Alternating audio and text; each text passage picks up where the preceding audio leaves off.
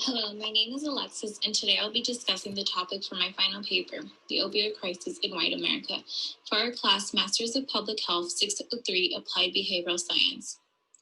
First, we must discuss what is the issue. The issue is that whites are being highly affected from opioids. More whites than minorities are misusing and dying of overdoses because of the drug. The opioid crisis has been around since the 1990s and began to peak again in 2010s. The main issue was that many primary care doctors are overprescribing or improperly prescribing opioids to many white patients. It is important to note that many opioid users are first introduced to the drug by first being prescribed to them. First, there begins the opportunities for addictions, and then misuse, and then overdose. Patients are no longer prescribed opioids, there is still full dependency and addiction to it, which then leads to more illegal drugs and more dangerous drugs as well, such as fentanyl and heroin. The underlying issues are income. Studies have proved that many low-income Americans are more likely to be addicted and die of an opioid overdose than high-income communities.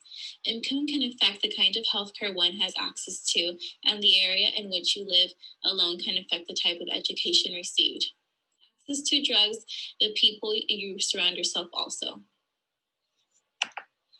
Healthcare access is an important issue to this topic.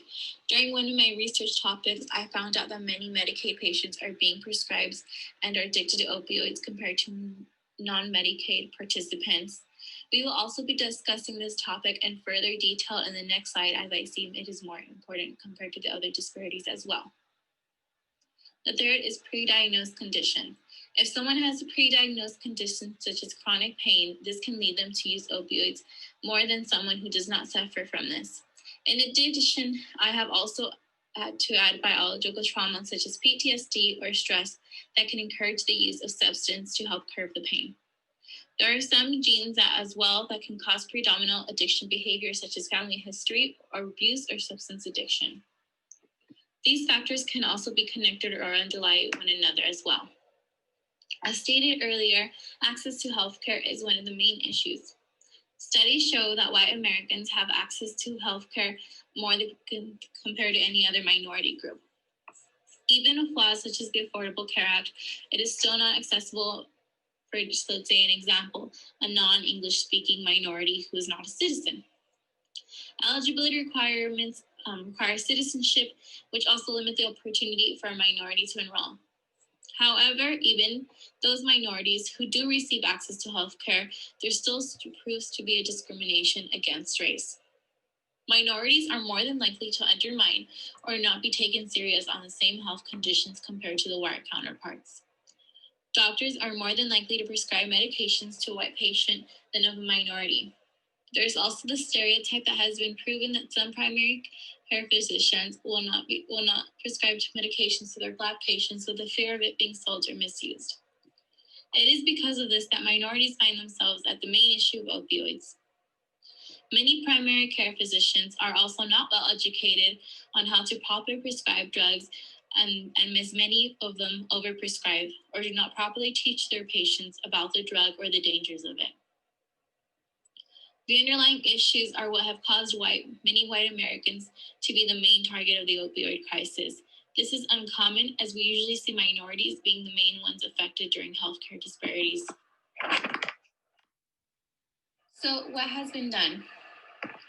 During my time in this course, I have come to the conclusion there have been many approaches and interventions based on many theories that have been intervened through this community. In my first approach, I will be discussing the theory of fear and emotional processing. During one of our discussions, we discussed the fear tactic approach.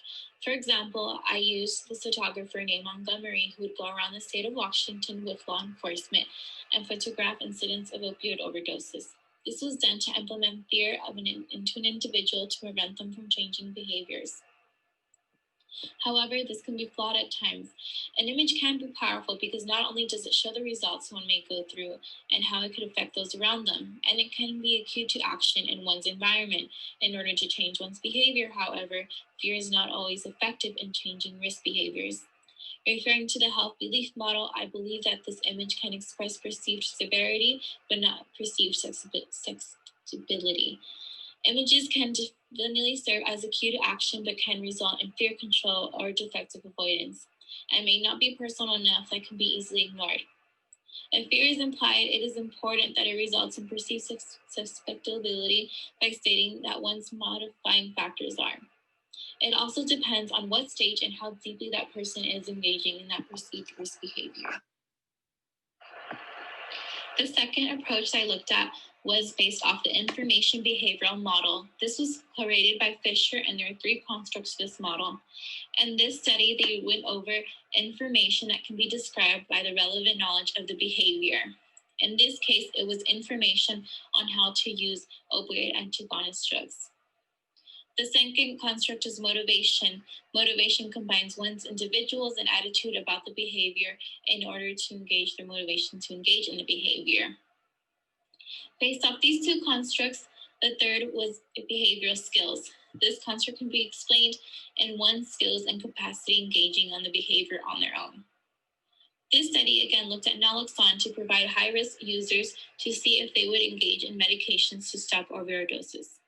Naloxone is a prescription that is intended for high-risk users, an opioid antagonist. Study shows that it reverses the depression, serotonin caused by opioids, and it is not addictive. It is a great supplemental addiction to cravings and prevent overdoses. It reduces the number. The purpose was to reduce the number of hospital visits and overdoses in the state of Washington. In the end, they found that their studies were null. The study was done on January 31st to April 3rd, 2015. I felt that the study should have been remains longer and have been involved in more follow-ups of specific individuals. Their outcomes are being determined based on the number of hospital visits and even excluded the homeless population. I feel that this community can have been benefited by a step-to-step process. I feel that it is effective to imply only education alone. Even though I took a lot of this information based on my research, I made sure to add more steps and concepts into my intervention. I chose the prevention program in which educated individuals on injecting opiates and how to safely use the drugs, determine overdoses, and use antagonist drugs on themselves and others during an overdose. The purpose was to distinguish participants into 3 groups based on their familiarity with the opioid overdose prevention program they provided. They used the theory of diffusion of innovation theory. Innovation can be a new product that is available and aid the process of adoption. Communication, second key is communication, which helps spread awareness of communicating with others about the innovation. The third key is time, and time is important to determine a realistic framework in which an innovation will be completed. The last key is social system. The social system is the population that is targeted. In this case, the targets in this study were people who are injecting opioid drugs. It was proven that individuals who were exposed to the intervention through organizational staff was more than likely to adapt to the program compared to those who were exposed through their peers. I used this study because I based a lot of other findings during my intervention.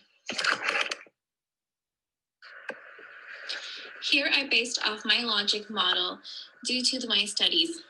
For my intervention goal, my goal was to reduce opioid overdoses in America with users who misuse the drug currently.